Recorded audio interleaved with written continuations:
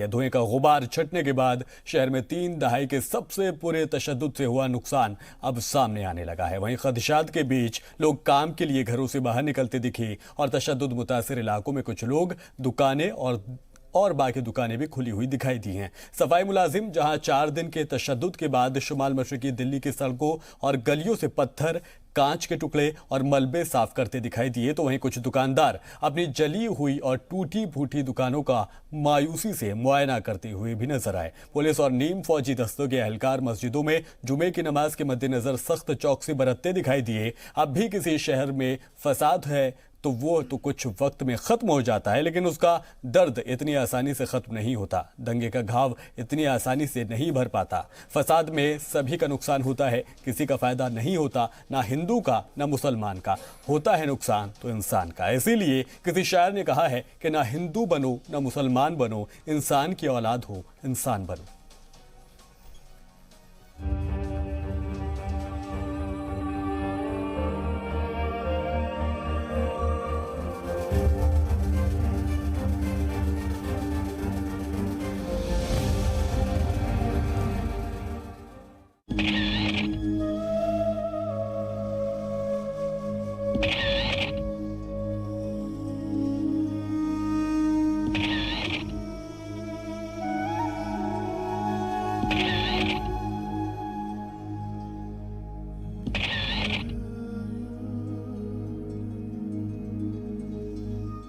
दिल्ली फसाद के बाद की इन तस्वीरों को अपने घरों में टांग लीजिए।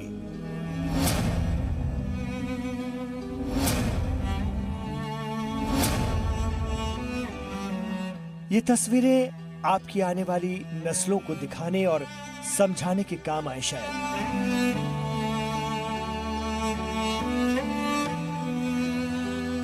पता चले तो इन तस्वीरों को उन फसादियों के माँ बाप को जरूर भेजिए जिनकी औलादों ने कितने मासूम बच्चों को यतीम बना दिया है, कितनी बहनों को बेवा और वालिदैन को बे औलाद कर दिया।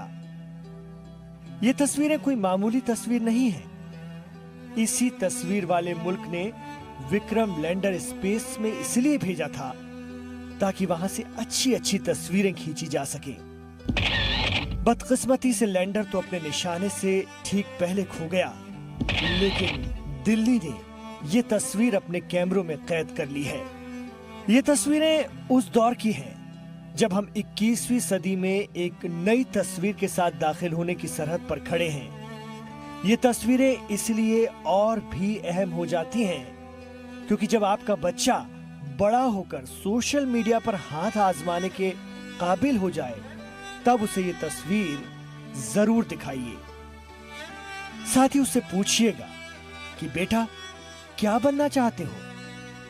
ऐसे फसादी जो मासूम लोगों के घर उजाड़ देते हो, या फिर ऐसे जिसने कई अरमानों और उम्मीदों को हमेशा के लिए बुझा दिया हो? यह करने से शायद वो अपना इरादा बदल दे।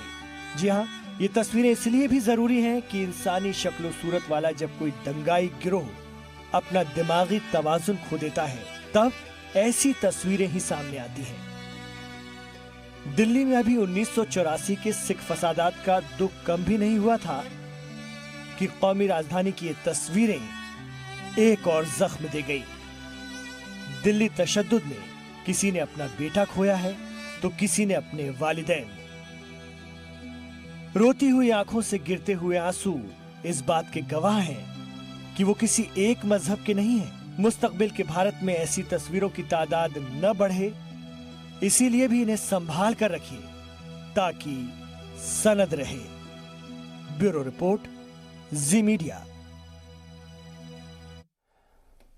तो दिल्ली में हुए इन तशद्दुद को लेकर सियासी बयानबाजी भी लगातार अपने उरूज पर है। जहां पर कांग्रेस ने राजधर्म दिखाने की बात कही है तो वहीं भारतीय जनता पार्टी ने कांग्रेस के पुराने दिनों को याद कराया। सियासी बयानबाजी लगातार जारी है। क्या कुछ कहा है आपको वो भी सुना देते हैं। विपक्ष के लोग भ्रांति फैला रहे, लोगों को उकसा रहे, दंगे करा रहे। सीए के माध्यम से किसी की नागरिकता नहीं जाने वाली। दिल्ली में नहीं होना चाहिए था। काफी लोगों ने उत्तेजना पैदा की, उकसाया, किसके छत से क्या तेजाब मिल रहा है।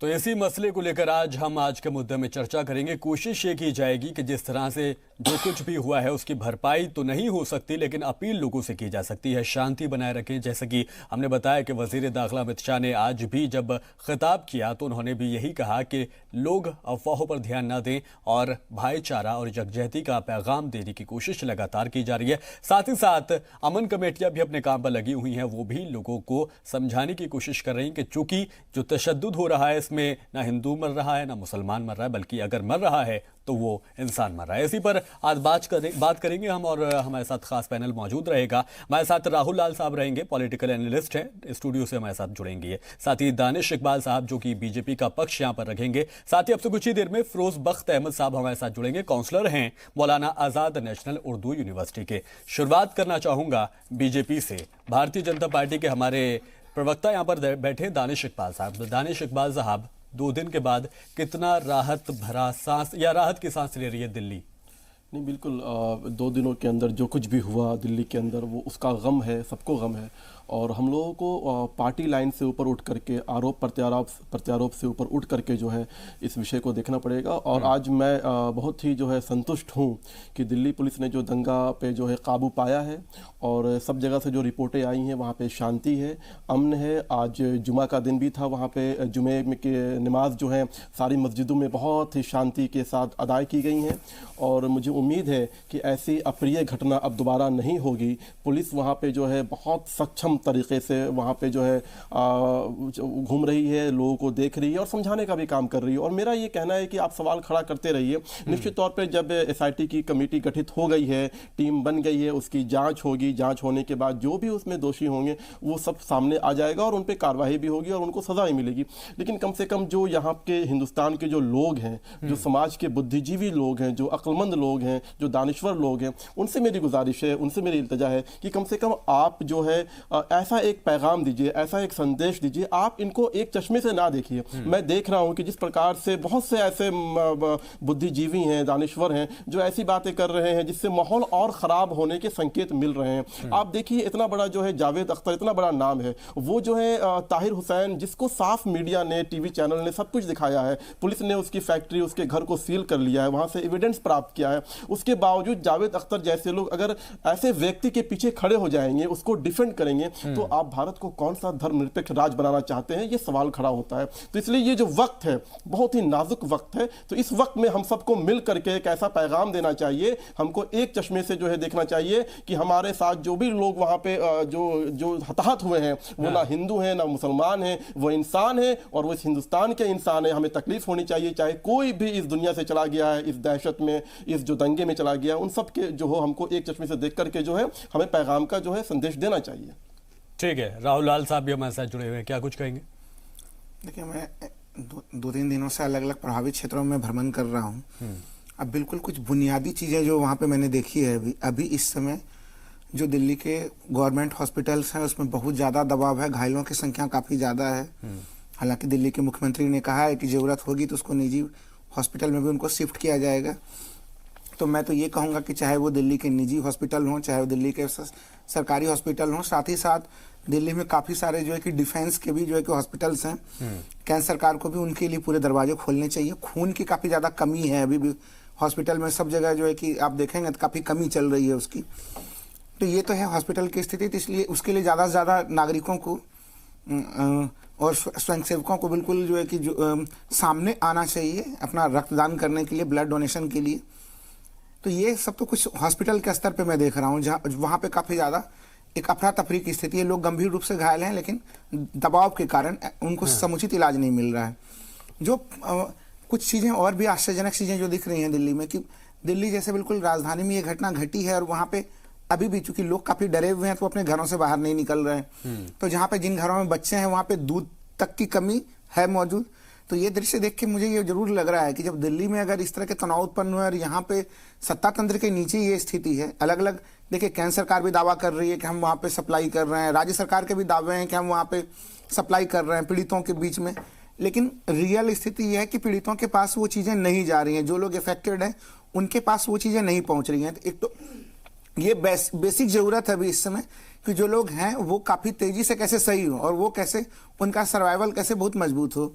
दिल्ली सरकार ने उनके एक तरह से पुनर्वास के लिए कुछ चीजों की घोषणा भी की है, हालांकि वो काफी मैं कम मानता हूं उसको, लेकिन मैं चाहूंगा कि अब केंद्र सरकार भी अपना दिल खोले और कुछ बड़े स्तर पे इसमें मुआवजा का ऐलान करे, क्योंकि जो लोग प्रभावित हो गए हैं देखिए तो उनको कैसे फिर से वो अपने जीवन को फिर से खड़ा कर सके। तो केंद्र सरकार के लिए एक इस तरह की घोषणाओं की भी बड़ी सख्त जरूरत है। अब जो मुख्य चीज जो दिल्ली में ये चीज बना है, ये जो पूरा एक गंभीर मामला सामने में आया है, इसमें 2-3 चीजें तो बिल्कुल स्पष्ट रूप से दिख रही है। शुरुआती दौर में पुलिस सक्रिय नहीं थी। हम लोग यहाँ पे बहुत वर्षों से दिल्ली में रह रहे हैं और कोई अपराध भी अगर कोई आपराधिक घटनाओं को अंजाम दिया करता था तो वो 3-4 मिनट का शॉर्ट टर्म प्लान लेके चलता था कि हम, क्योंकि दिल्ली पुलिस एक स्मार्ट पुलिस के रूप में गिनती होती थी, तो लोगों को, अपराधियों को एक ये डर होता था कि 3-4 मिनट से ज्यादा समय अगर हम घटनास्थल पर रहेंगे तो उसके बाद हम पुलिस की गिरफ्त में आ जाएंगे। लेकिन प्रभावित क्षेत्र के लोगों से आप बात कीजिए, हर कोई कहेगा कि लोग पुलिस को कॉल करते हुए थक गए, पुलिस का रिस्पांस नहीं मिला। वो भी तब जबकि प्रति लाख आबादी पे देश में सबसे ज्यादा अगर पुलिस फोर्स उपलब्ध है तो वो दिल्ली में उपलब्ध है। सुप्रीम कोर्ट ने जो दिल्ली पुलिस को लेके कहा है कि एक तरह से दिल्ली पुलिस का रोल प्रोफेशनल नजर नहीं आ रहा है और दिल्ली पुलिस की स्वतंत्रता काफी सीमित है, तो मैं एक बहुत बड़ा सा सवाल होता है कि आखिर दिल्ली पुलिस को कौन था जो उसको सही ढंग से काम करने के लिए नहीं दे रहा। इकबाल साहब, आखिर क्या वजह थी जो दिल्ली पुलिस के हाथ बंधे हुए थे? नहीं देखिए, बिल्कुल दिल्ली पुलिस के हाथ बिल्कुल बंधे हुए नहीं थे। देखिए तो फिर 2 दिन तक एक्शन क्यों नहीं लिया गया? यकीनन हमें ये मानना पड़ेगा 2 दिन तक एक्शन क्यों नहीं लिया गया? देखिए यकीनन हमें ये मानना पड़ेगा कि बहुत ही अफसोसनाक अप्रिय घटना घटित हुई है, उसमें कोई दो राय नहीं है। लेकिन पुलिस प्रशासन के माध्यम से ही जो हमने उस पर जो हमने काबू किया है, जो पूरे दंगे पे काबू किया गया, वो पुलिस प्रशासन के जो है मुस्तैदी के कारण ही हुआ है। 2 दिन तक क्यों नहीं किया गया? देखिए ये एक घटना घटित हुई है, कोई दो राय नहीं। जब दिल्ली सरकार ने होम मिनिस्ट्री के साथ मीटिंग की, उसके बाद कर्फ्यू के भी ऑर्डर आ गए, शूट एट साइट के भी ऑर्डर आ गए, ये ऑर्डर पहले नहीं आ जाने चाहिए? देखिए सिचुएशन को भांपने के बाद और जब तक आप इस तरह के सेंसिटिव इश्यूज, जब तक उसका आप आकलन नहीं करते हैं, प्रशासन उसका आकलन किया होगा, प्रशासन को उसको समझा होगा, उसके देखिए कितने पुलिस के जवान जो है, कम से कम 57 से ज्यादा पुलिस जख्मी हुए हैं, पुलिस ने अपनी जान दी है, वो शहादत पाए हैं। तो इसलिए जो पुलिस की भूमिका पे सवाल खड़ना जो है, मुझे लगता है कि बहुत तकलीफ होगा, दुख होगा। पुलिस की भूमिका पे सवाल नहीं खड़ा करनी चाहिए। पुलिस ही है जो हमें जो है सुरक्षित रखती है, हमारी सुरक्षा करती है, हमारी हिफाजत करती है, और पुलिस ने अपने जान दे करके उस दंगे को बचाने की कोशिश की है। पुलिस ने अपना काम बखूबी निभाया। वही वजह है कि आज जो है हम शांति देख रहे हैं, अमन देख रहे हैं। और मैं बहुत जिम्मेदारी के साथ कहना चाहता हूं आपके चैनल के माध्यम से कि अब ऐसी पुनरावृत्ति ना होगी, ऐसी कोई अप्रिय घटना ना होगी, ये काम पुलिस सुनिश्चित करेगी। पुलिस ने अपना काम जिम्मेदारी के साथ किया, ऐसा आप कह रहे हैं, तो फिर दिल्ली हाईकोर्ट को जरूरत क्यों पड़ी नोटिस जारी करने की, जवाब तलब करने की? नहीं देखिए, कोर्ट का अपना जो भी विषय है या कोर्ट ने जो भी कहा है उस पर टिप्पणी करने का अधिकार मेरा बिल्कुल नहीं। कोई तो बुनियाद रही होगी, लेकिन नहीं कोई बुनियाद तो रही होगी। उसने कहा कि किस बुनियाद पर कहा है और क्या उसके अंदर विषय रहा है, उस पर मैं जाना भी नहीं चाहता हूं। लेकिन मुझे जो दिखता है, आज मैं बहुत मुतमईन हूं, आज मैं दिल्ली का नागरिक होने के नाते बहुत मुतमईन हूं कि दिल्ली के अंदर जिस प्रकार से जो भयावह घटना घटित हुई थी, उसके बाद दिल्ली पुलिस ने उस पर काबू पा लिया है। नहीं, दिल्ली पुलिस ने काबू पाया है, इसमें कोई शक नहीं है। ठीक। दिल्ली पुलिस के लोग घायल भी हुए हैं, गंभीर रूप से घायल हुए हैं, आईसीयू में भर्ती हैं। ये बिल्कुल, ये सारे तथ्यों से परिचित हैं हम लोग, शहीद भी हुए हैं वो। लेकिन मैं ये दिल्ली पुलिस के कार्यक्षमता पे सवाल नहीं उठाया जा रहा है, उठाया ये जा रहा है जो माननीय सुप्रीम कोर्ट में, ऑनरेबल सुप्रीम कोर्ट ने उठाया कि उनको कोई ऐसा है जो फ्री रूप से उनको एक्सरसाइज नहीं करने दे रहा है। ये टिप्पणियां उन्होंने ये चीज कहा है कि अभी ये ऐसा उनको बिल्कुल नजर आया है। सुप्रीम कोर्ट ने भी कहा और दिल्ली हाईकोर्ट की तो तीखी टिप्पणियों से हम लोग सीधे सीधे अवगत हैं कि दिल्ली हाईकोर्ट ने क्या कहा। मध्य रात्रि तक में अगर पुलिस जो है कि सीधे सीधे एम्बुलेंसेस को सही पहुंच भी नहीं उपलब्ध करा पाती, तब देखिए मध्य रात्रि में जो है कि दिल्ली हाईकोर्ट को जो है कि जग की सुनवाई करनी पड़ी। तो ये स्थितियां दिल्ली में नहीं थी और इस तरह की स्थितियां उत्पन्न हुई। आज दिल्ली में शांति का माहौल है, दिल्ली पुलिस ने ही बनाया है, लेकिन उन 2 दिनों के भीतर ये चीजें नहीं हुई जिस गति से होनी चाहिए। और उसमें 2-3 चीजें मुद्दे उठते हैं। हम लोग देखते हैं भारत के किसी भी सुदूरवर्ती क्षेत्र में चले जाइए, एक जगह पे अगर एक घटना घटती है वहां पे, तो उसके बाद वहां पे पुलिस फोर्सेस की भारी तैनाती की जाती है और उसी जगह पे रिपीटेशन नहीं होता है घटनाओं का। यहाँ पे हम लोग देख रहे हैं कि वायलेंस की जो टेंडेंसी है वो एक ही प्लेस पे बार बार वो रिपीट हो रहा था वो। हाँ। तो ये दिल्ली जैसे जगह में मैं ये भी नहीं मानूंगा, लोग ये भी तर्क दे रहे हैं कि ट्रंप आए हुए थे तो इसलिए सारी सुरक्षा एजेंसियां उधर चली गई थी, बाकी फोर्सेस उपलब्ध नहीं थे। तो दिल्ली हाई अलर्ट पे था उस समय। हाई अलर्ट का मतलब ये था कि ट्रंप आए हुए थे तो वो काफी दुनिया के काफी वैसे संवेदनशील व्यक्तियों में है जिनके जीवन को काफी खतरा रहता है। तो वैसे स्थिति में पूरे दिल्ली को, सीमावर्ती क्षेत्रों में से मैं हमेशा चूंकि गुजरता रहता हूँ, गाजियाबाद और दिल्ली के बीच में भ्रमण होता रहता है, नोएडा आता रहता हूँ, तो सीमा को क्षेत्रों को भी काफी ज्यादा उसमें सील किया गया था। लेकिन उसके बावजूद भी यह घटना घटी तो सवाल तो कई उठेंगे कि आखिर जो इनकी खुफिया इनपुट्स इनके क्या कर रहे थे, खुफिया एजेंसियों के रिपोर्ट क्या थे, उसके ऊपर इन लोगों ने किस तरह का एक्ट किया। अब जो हम लोगों के पास जानकारी आ रही है कि खुफिया एजेंसियों के द्वारा इस तरह की कुछ जानकारियां थी कि यहाँ पे कुछ इस तरह की घटनाएं घट सकती हैं, लेकिन आखिर उसको फिर गंभीरता के साथ क्यों नहीं लिया गया, ये कई बड़े सवाल इस तरह के उठते हैं। पुलिसिंग का जो मामला रहा शुरुआती 2 दिनों में, वो बिल्कुल ही आश्चर्यजनक स्थिति में था कि देश के राजधानी में इस प्रकार की घटना कैसे घट गई है। ठीक है, नहीं देखिए, अगर कहीं पे फेल्योर रहा होगा या अगर कहीं पे चूक रही होगी, ये जांच का विषय है। और जांच जब होगा, एसआईटी गठित हो गई है, जांच जब होगी तो उसमें सामने आ जाएगा। अगर कहीं भी कोई फेल्योरस रहा है, उसके बाद जो भी जवाबदेही होगी वो तय की जाएगी। और हमें तो जो भी व्यवस्था है, जो सिस्टम है, उस पर तो भरोसा रखना पड़ेगा ना। जब तक जांच नहीं हो जाती हम किसी पे आरोप तो नहीं लगा सकते हैं। अगर कोई विषय रहा होगा, कहीं पर भी लापरवाही रही होगी, मैं बहुत जिम्मेदारी के साथ कहता हूं कि जो भी लोग उसमें इन्वॉल्व होंगे तो ये जांच प्रक्रिया के होने के बाद जो है ये सामने आ जाएगा और जो भी चीजें होंगी वो क्लियर हो जाएगा। ताहिर हुसैन की गिरफ्तारी कब तक हो रही है? देखिए, जो ताहिर हुसैन है आम आदमी पार्टी के काउंसलर हैं और जो दृश्य उनके घर से, उनके छतों से आया है वो बहुत ही अफसोसनाक है। एक जनप्रतिनिधि जिसको जनता चुन करके अपने कल्याण के लिए जिम्मेदारी देती है कि वो उनका कल्याण करेगा, वो व्यक्ति जनता के बीच में दंगा भड़काता है। और दंगा भड़काता ही नहीं है, खुद वो सामने दंगा करता हुआ दिख रहा है।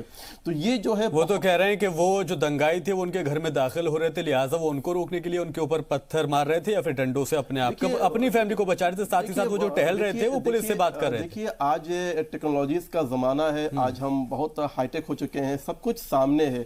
आप कुछ भी कहते रहिए, आप अपने, देखिए कोई भी दंगाई ये नहीं कहेगा कि हाँ मैं इन्वॉल्व था या मैंने दंगा किया है। कहता तो कैमरा है, जो वीडियो चल रहा था, जो वीडियो दिख रहा था और जो सबूत वहां से पाए गए हैं, जो एविडेंस वहां से लिए गए हैं, उस आधार पर इस दंगे की जो प्लांटेशन थी, ये जो मैन्युफैक्चरर दंगा था, उसकी जो सच्चाई थी वो सामने आया। जिस प्रकार से पूरी की पूरी मानसिकता थी, देखिए इसमें मैं बार बार ये कहना चाहता हूं कि जो दंगा हुआ है ये आम लोगों ने दंगा नहीं किया है। हाँ। ये वहां के शहरी जो आम लोग, अपनी जिंदगी गुजर बसर करने वाले लोग, आम गरीब लोग, उन्होंने दंगा नहीं किया है। ये क्रिमिनल माइंडेड, चाहे किसी भी कौम के रहे हो, वो क्रिमिनल थे और वो जो पूरी की पूरी एक्ट हुई है वो क्रिमिनल ही ऐसा एक्ट कर सकता है।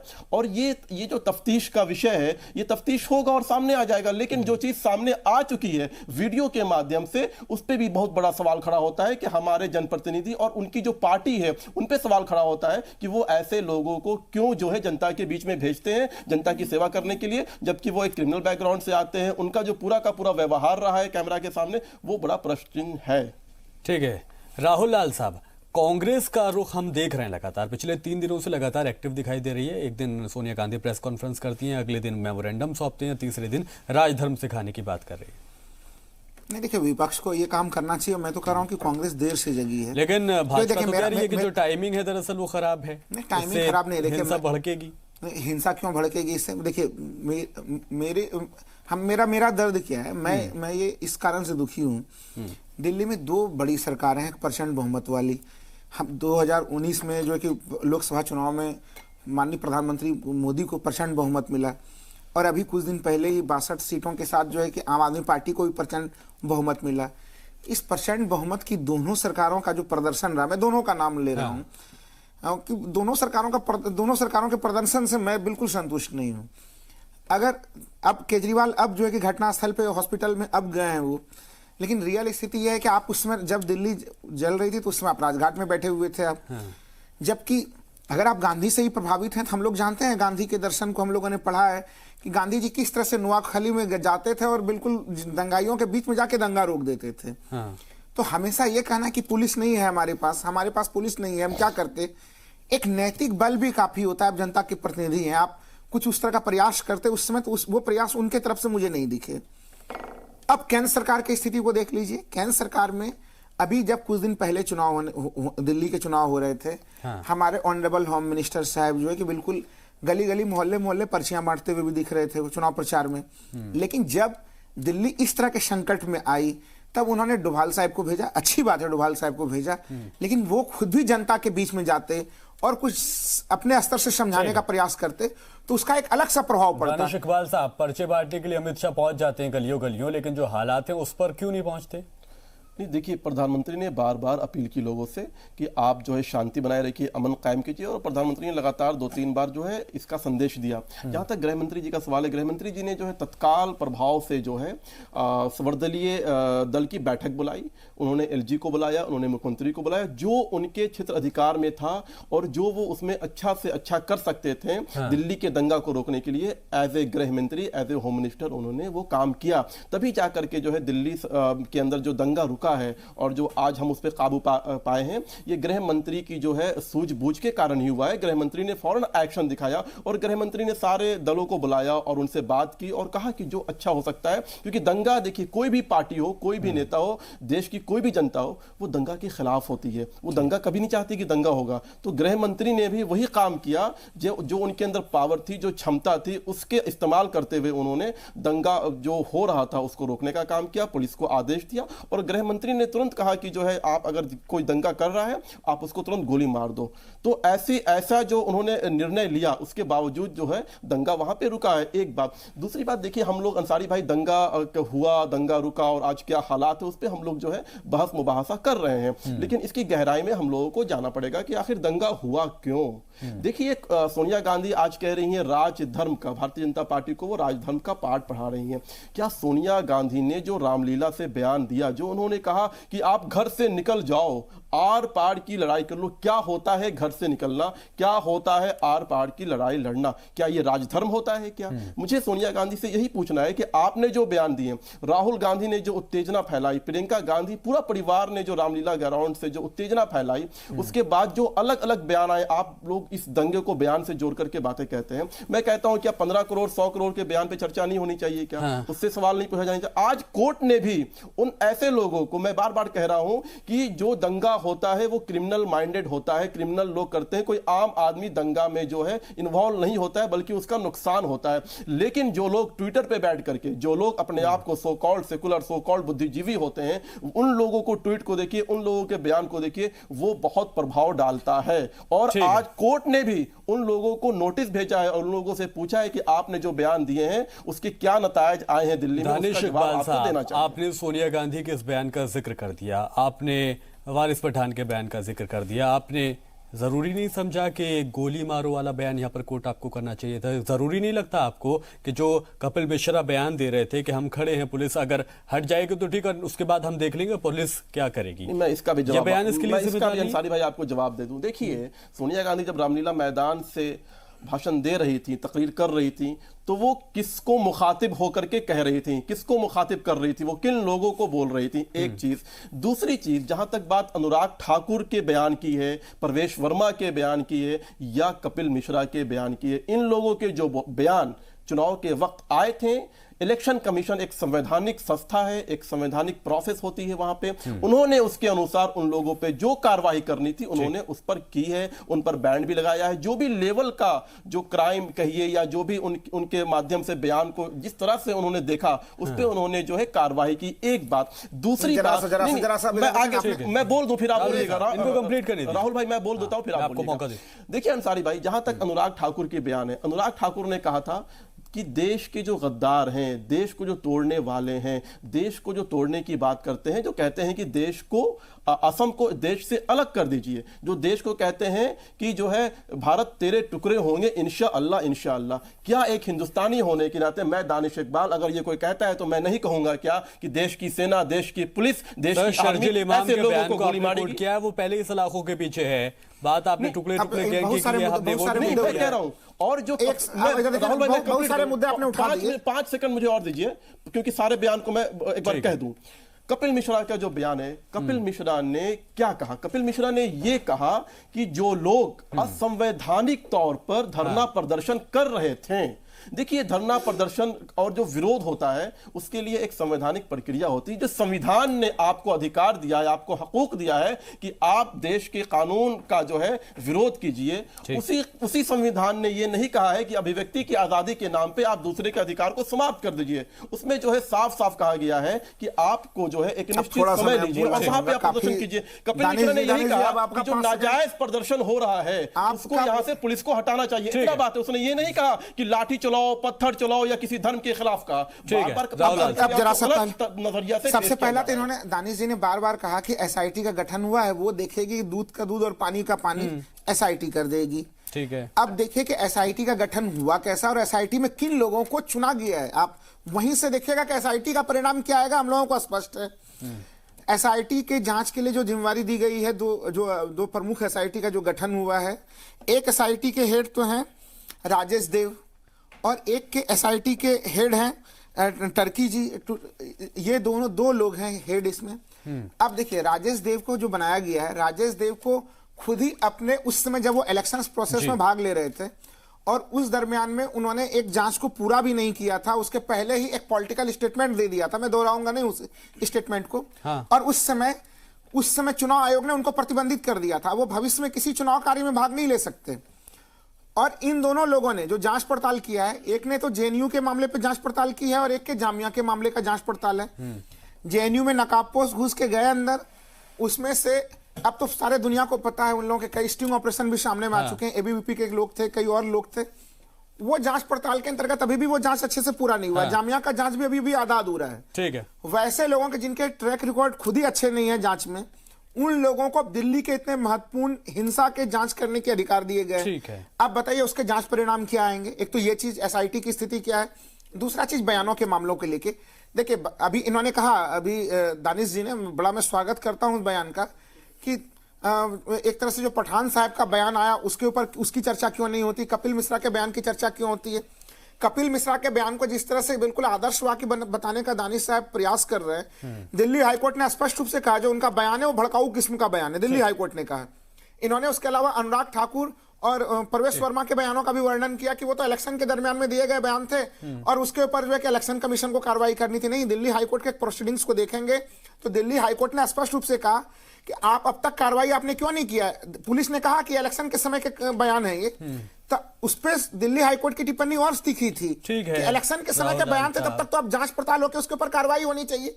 देखिए, इस तरह के मामले में चाहे भड़काऊ बयान बारिश पठान जी की तरफ से आए, चाहे वो कपिल मिश्रा की तरफ से आए, कार्रवाई होनी चाहिए। आप कार्रवाई किसी के ऊपर कुछ नहीं करेंगे और उल्टे बचाने का पूरा प्रयास करेंगे, ऐसे में मामला बिगड़ता है। ठीक है, चर्चा में आगे बढ़ेंगे। मैं एक छोटे से ब्रेक के लिए रुकूंगा। मैं एक दानिश साहब एक ब्रेक के लिए रुकूंगा, ब्रेक के बाद आपकी बात पूरी सुनी जाएगी। फिलहाल एक ब्रेक के लिए रुक रहे हैं।